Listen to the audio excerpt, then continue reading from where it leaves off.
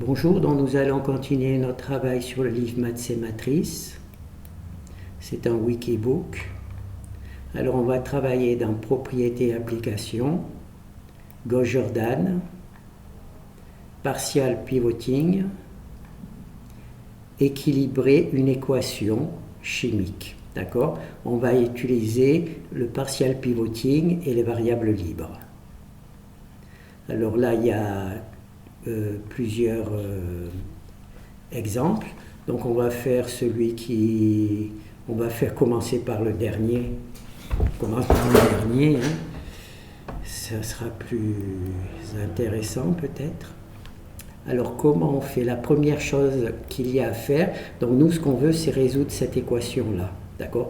Trouver x1, x2, x3 et x4. Donc on va créer un système d'équations, puisqu'on va résoudre ce problème grâce au système d'équations. Alors là, on va récupérer ce code-là.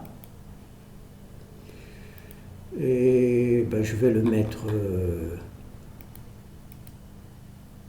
dans le premier fichier. Voilà. Simplement pour avoir le code en couleur. D'accord? Voilà.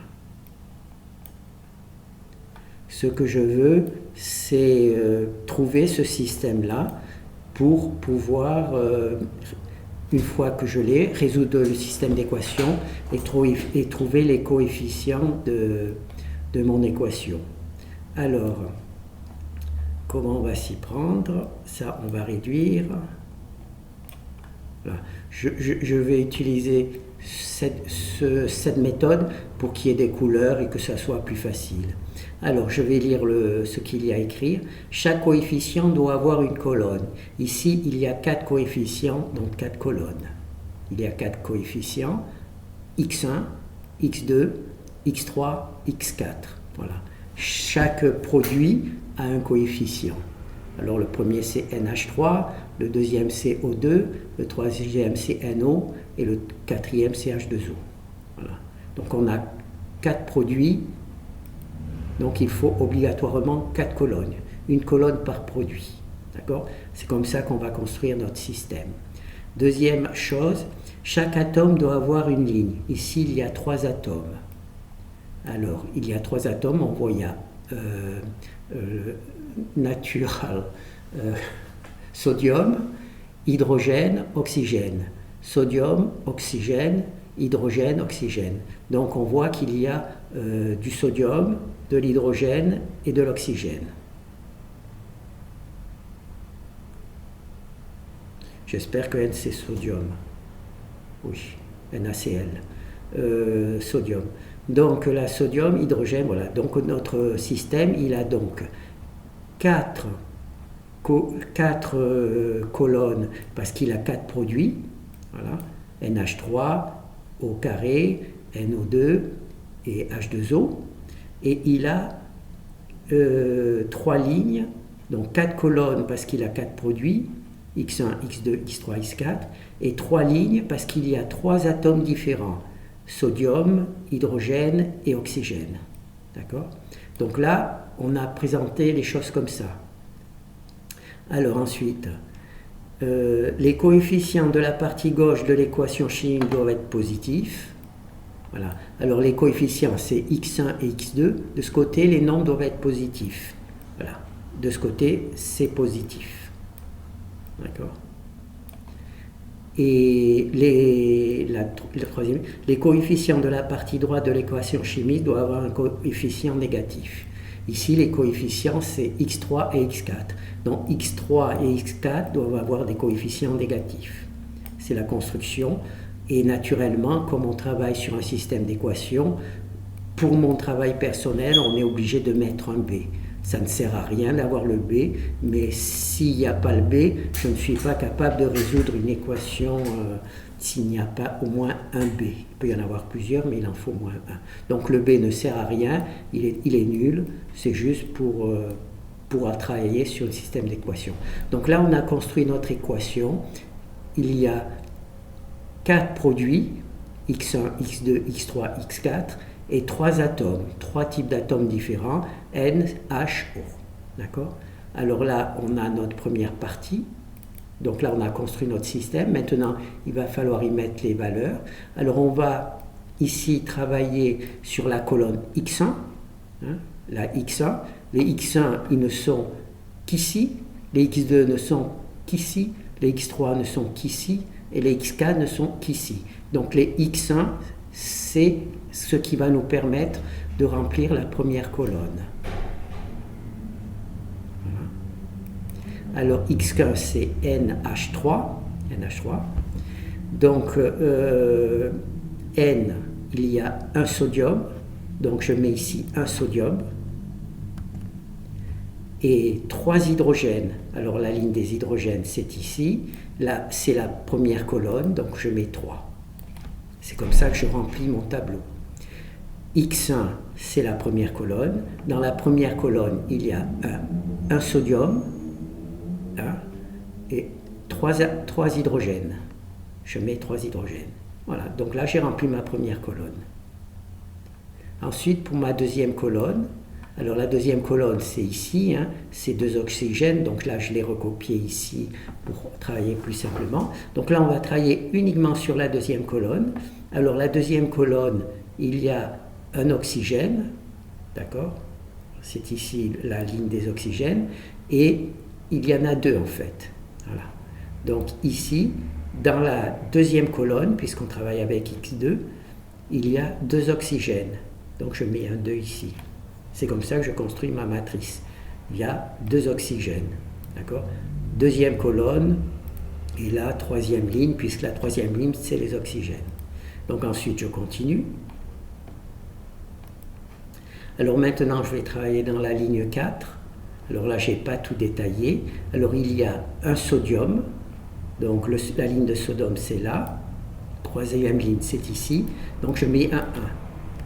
Et se rappeler qu'il y a le signe moins, parce que c'est important. Je vais vous expliquer après pourquoi c'est important. Donc là, il y a le signe moins 1. Et il y a, dans la troisième colonne aussi, il y a un oxygène.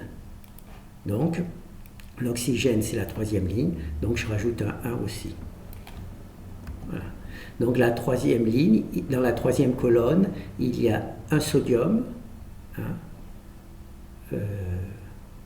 Maintenant, j'ai des doutes sur N chlorure de sodium. Ouais, chlorure de sodium, donc c'est sûr que c'est NaCl. Donc c'est un sodium. Et si jamais c'est pas un sodium, N, vous corrigerez vous-même. Donc un sodium, c'est 1, c'est la première ligne, N, et un oxygène, c'est 1, troisième ligne, puisque la troisième ligne, c'est là. Maintenant, on va travailler dans la quatrième colonne. Alors, H2O, naturellement, c'est de l'eau. Alors, il y a 2 hydrogènes, donc les lignes des hydrogènes, c'est ici. Il y en a 2 dans la quatrième colonne. Voilà. Hydrogène, il y en a 2. Et il y a un oxygène. Donc on met un oxygène. Voilà. Donc là, on a notre système d'équations. Alors, ce qu'on va faire, c'est vérifier par rapport c'est celui-là que j'ai fait, que j'ai pas fait trop d'erreurs. Alors, première colonne, c'est 1 et 3, 0. Donc, naturellement, quand il n'y a pas de produit, un atome, on met un 0. Alors 0, 0, 2, c'est bon. Moins 1, 0, moins 1. Et 0, moins 2, 1. Donc ça, c'est bon. Alors normalement, vous construisez votre matrice comme ça, et ensuite vous la copiez dans ce code-là. D'accord? Je vais peut-être le faire directement aussi. Ouvrir. Donc là, je vais prendre B. Voilà. Donc là, c'est le A, ça c'est le B. Alors, je vais recopier.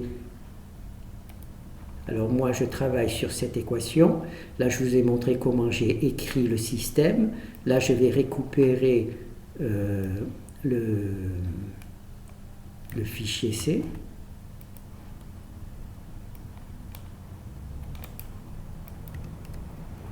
Voilà. Donc là, j'ai écrit mon équation, donc je la recopie.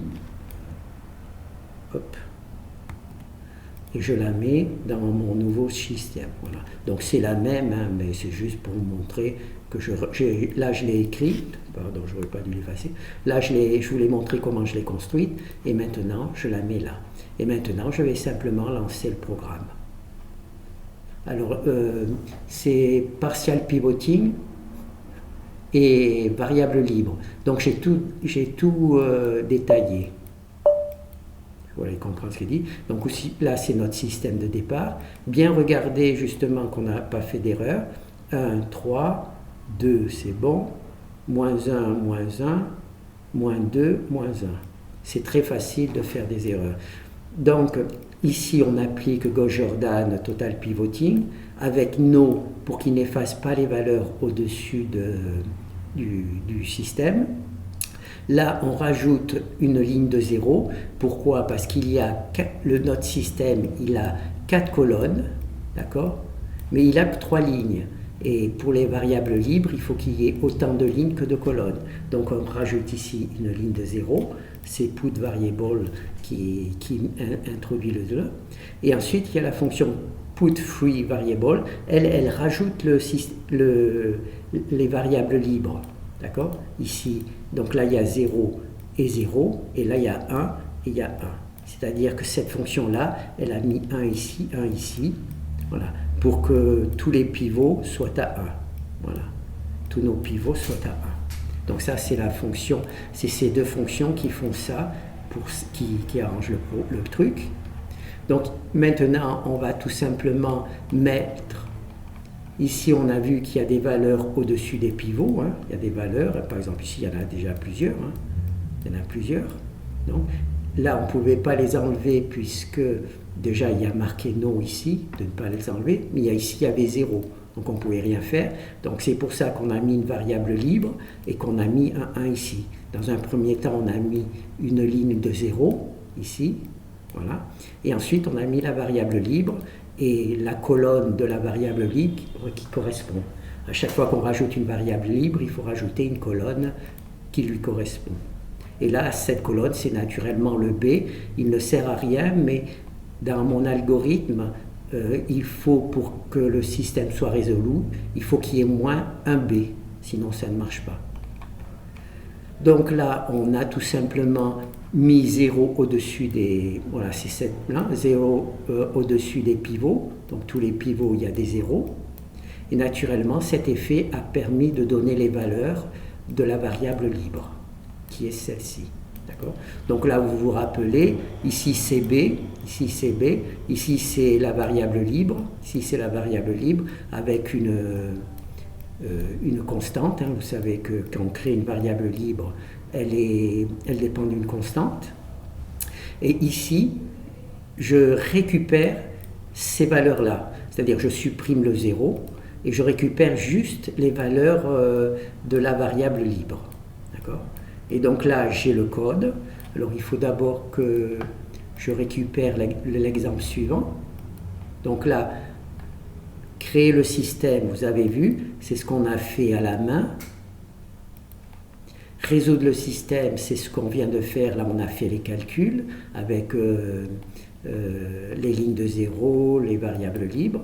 Et maintenant, on va calculer véritablement les coefficients des trucs.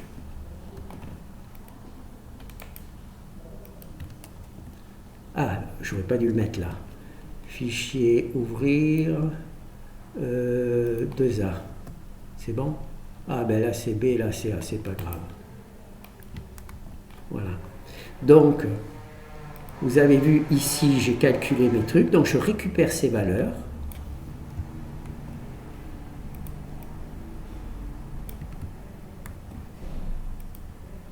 Et je les mets ici. Voilà, je les recopie, je les mets ici. Ça c'est le troisième fichier, calculer les coefficients. Alors, qu'est-ce qu'il nous dit? Continuer jusqu'à ce que des entiers apparaissent. Donc, on va donc lancer le programme et on va continuer la boucle jusqu'à ce que des entiers apparaissent. On va voir si ça apparaît. Alors, au début, là, c'est nos valeurs que l'on vient de rentrer. Hein, c'est les mêmes, hein, pardon, c'est les mêmes que l'on vient de rentrer. Là, Bon, ben, il y a 2. Alors, ça multiplie x1, x2, x3, x4 par 1. C'est pour ça qu'ici, on a les mêmes valeurs. Maintenant, on va multiplier x1, x2, x3, x4 par 2. N est égal à 2. Bon, ben, ça ne change pas grand-chose. Là, on a presque des valeurs, mais là, il y a 2,5, donc ce n'est pas encore un entier. Continuez jusqu'à ce qu'un entier apparaisse, enfin qu'il n'y ait que des entiers. On fait 4. Donc là, il y avait 3, hein. C'était presque bon, mais c'est pas bon. Là, il y a 4, là, c'est pire, hein. Ça va aller mal. 5, alors là, c'est la misère. Hein. Et 6. Et 6, d'un coup, on a tous nos coefficients. D'accord? Ils sont tous des entiers. Alors, maintenant, il va falloir... comment on fait pour corriger? Ah, la correction, elle est là. Donc, là, comme vous voyez, je ne pourrais peut-être pas vous corriger, parce que là, c'est très joliment écrit, et moi, je ne peux pas l'écrire sur mes éditeurs de texte. C'est mal écrit. Hein, là, c'est bien écrit, donc on voit. Donc, ici, j'ai récupéré ces valeurs-là, je les ai copiées ici. Quand n égale 6, on voit qu'on n'a que des entiers. 4, 5, 4, 6. D'accord? Ça, c'est notre... on va essayer de l'agrandir. Voilà. Ça, c'est notre truc de départ. Voilà. C'est notre truc de départ. Et donc, on voit ici que x1 est égal à 4. Et en effet, l'équation résolue nous dit qu'en effet, que x1 est bien 4. Là, x2, c'est égal à 5. Et là, x2, quand on voit, x2 est vraiment égal à 5. Et là, x3 est égal à 4. Voilà, oui, c'est le même.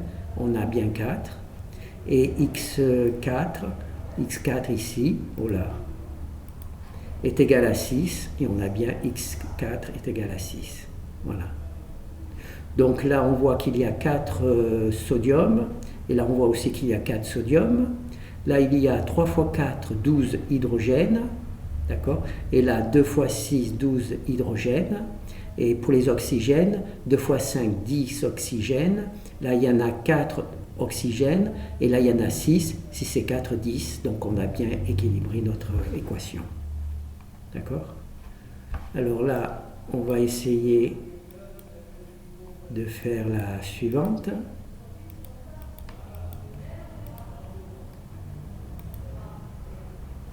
Donc on va essayer de remonter par le truc. Hein.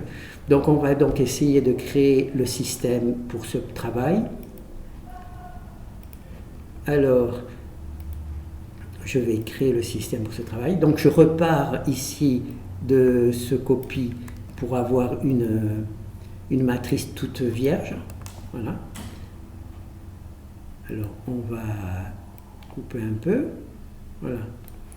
Alors, il y a 4 produits dans cette équation. Le premier produit, c'est x1.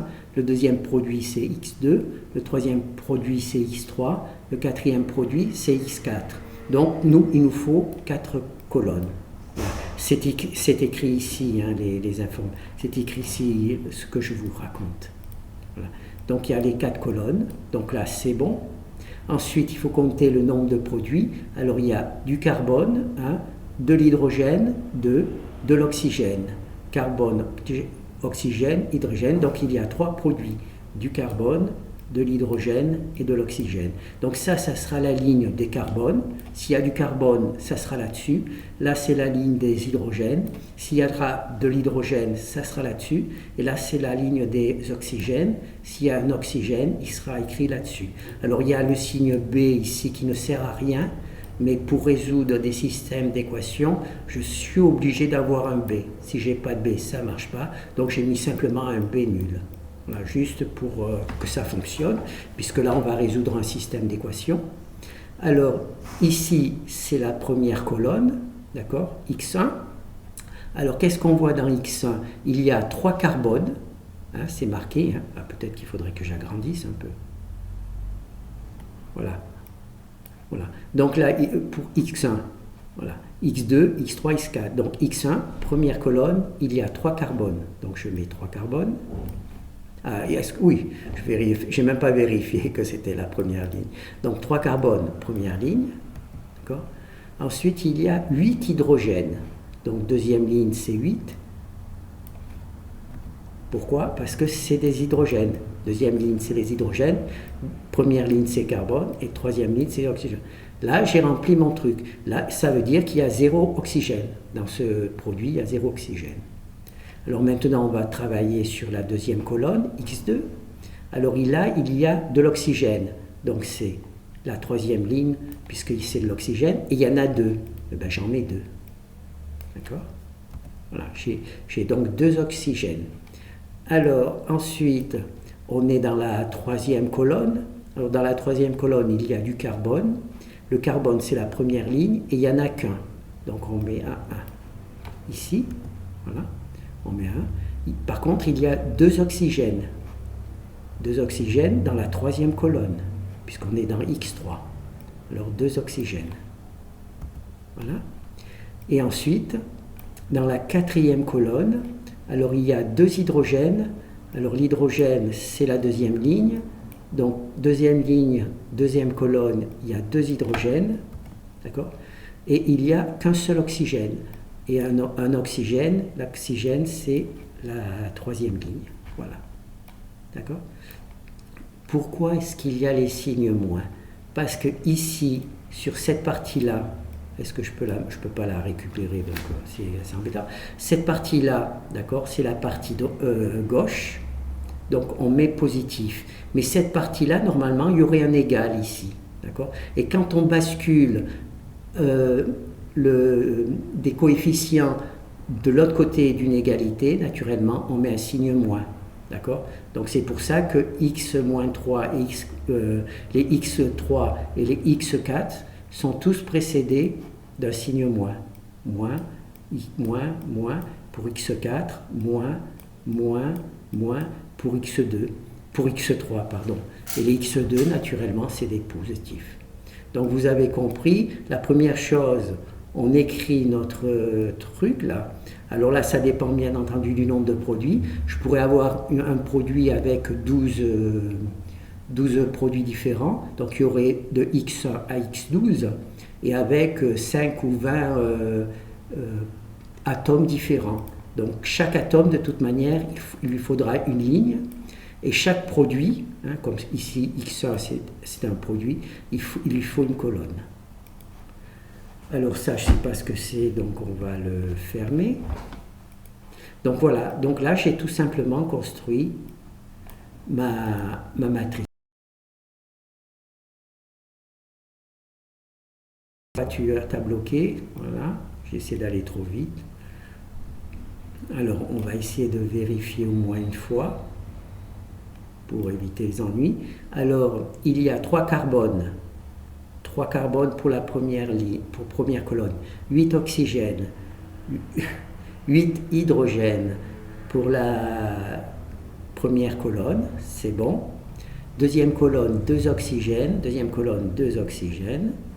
Troisième colonne, 1 carbone, troisième colonne, 1 carbone et 2 oxygènes. Et 2 oxygènes. La négative, puisque on bascule pour le système de l'autre côté du signe égal, donc on met un signe moins. Et là, pour la quatrième colonne, il y a 2 hydrogènes, c'est bon.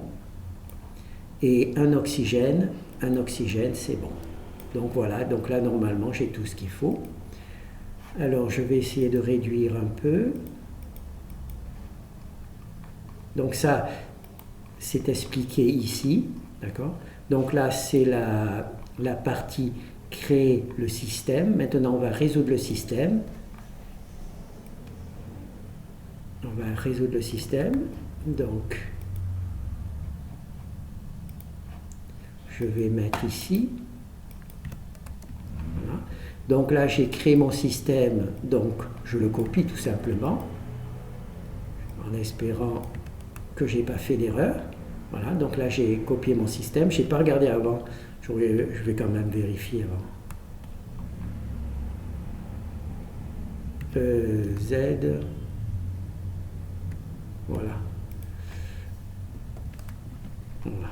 3, 8, 0, 0, 2, moins 1, moins 2, moins 2, moins 2, 0. Oui, c'est le même.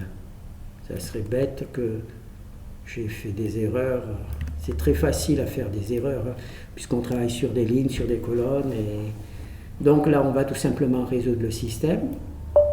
Alors, c'est le partial pivoting. Alors ici, on a notre matrice AB, enfin le système AB. On applique Gauss-Jordan avec no pour que les parties au-dessus ne soient pas nulles, au-dessus des pivots.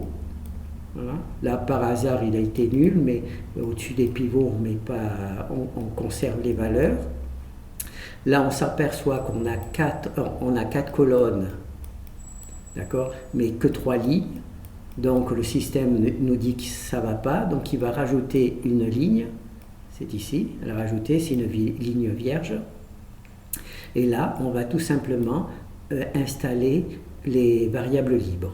C'est ici qu'elle est installée. Donc là, il n'y a rien, la variable libre, et là, c'est la colonne de la variable libre, c'est la colonne de la variable libre où il y a un 1. Et ensuite, tout simplement, on résout le système.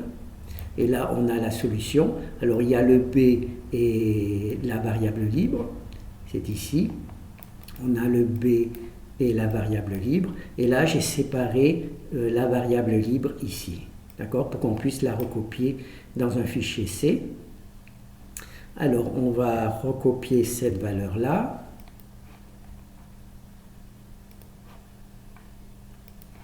Bon, on va essayer d'utiliser le même... Est-ce que ça peut...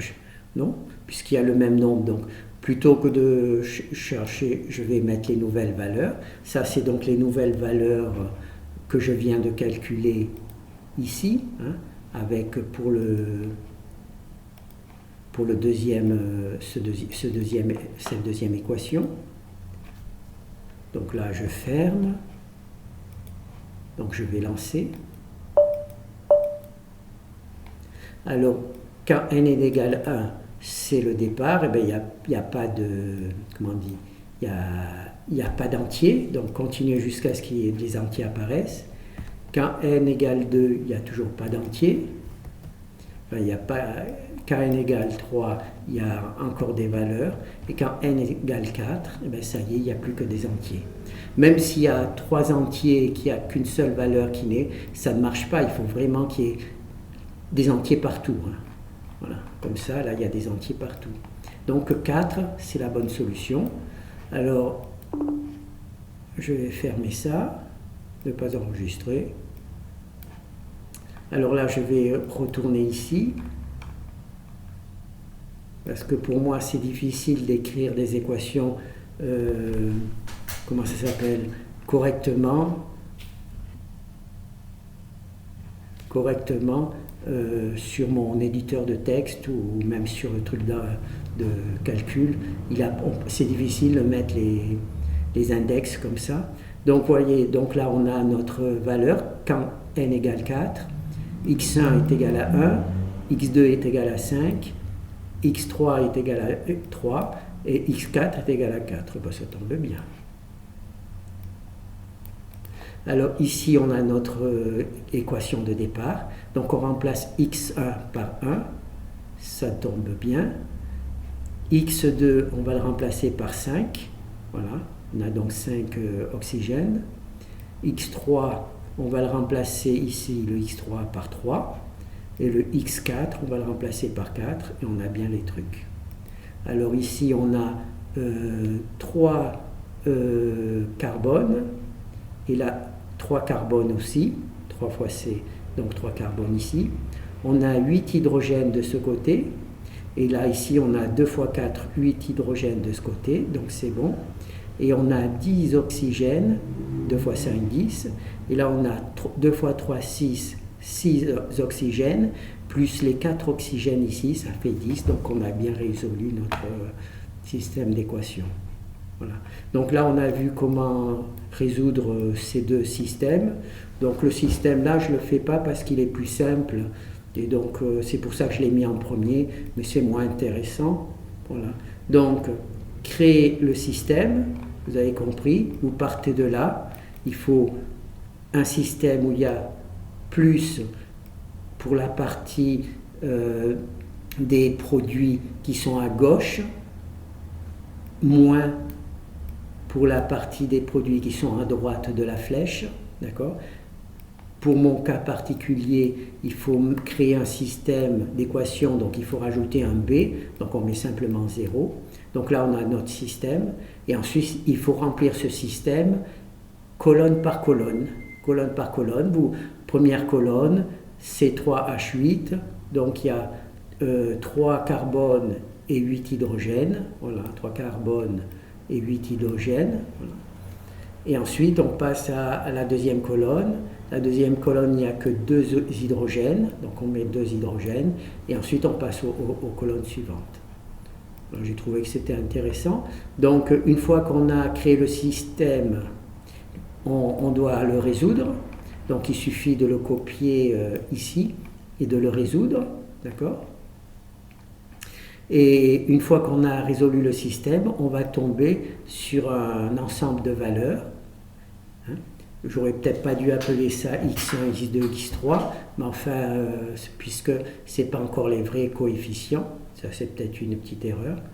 Donc là, j'aurais dû les appeler peut-être y. Voilà. Et quand on a cette collection de chiffres de x1, x2, x3, on utilise le deuxième fichier, là, on le recopie ici, les x1, x2, x3, et là, on va calculer. Alors, on va commencer par n égale 1, on va multiplier x1, x2, x3, x4 par n. Ensuite, n égale 2, on va faire la même chose, et là, on n'a toujours pas d'entier. Puis n égale 3, on n'a toujours pas d'entier. Et ensuite, on va multiplier par n égale 4, et là, par chance, sur cet exercice, n égale 4 ne nous donne que des entiers. Et ces entiers, ce sont les coefficients de notre équation chimique. Voilà. Donc, j'ai pas eu le courage d'essayer une équation avec 10 produits, c'est-à-dire qu'il y aurait de x1 à x10. Enfin, si vous avez le courage, eh ben, vous me direz si ça fonctionne aussi. Voilà. Donc là, c'est simplement une application.